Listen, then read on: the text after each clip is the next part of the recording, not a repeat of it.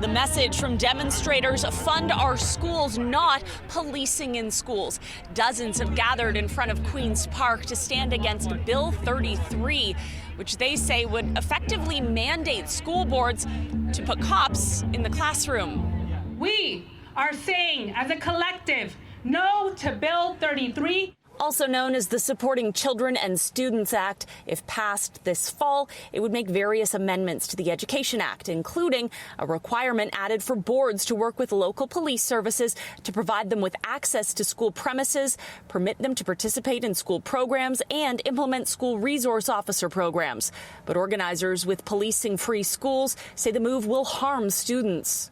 Especially Black African diasporic, Indigenous, Black Afro-Indigenous, racialized, two-spirited LGBTQIA+, disabled, neurodivergent, undocumented students, and those with precarious immigration status, students impacted by poverty, and across intersecting identities.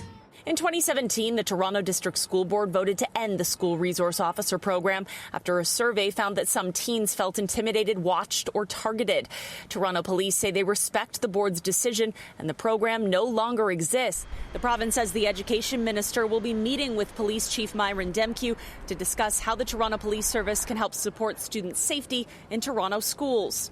But grade 12 student Raheem White fears bringing police back will lead to more violence.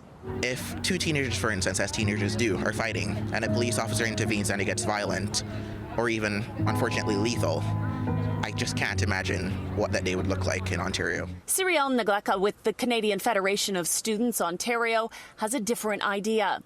We need to be relying on peer-led initiatives in order to make sure that all of the efforts that we're putting together are actually informed by the people who need it the most. However, the Toronto Police Association is backing the province, telling City News in a statement in part, every day we see younger people getting involved in very violent crimes. If anything can be done to identify and redirect children and youth to better pathways, the safer everyone will be. To suggest the work done by SROs can be done by our neighborhood community officers, members who are already tasked to the limit with existing responsibilities, is not practical. Policing Free Schools is planning another rally here at Queen's Park prior to the commencement of the new school year. Michelle Mackey, City News.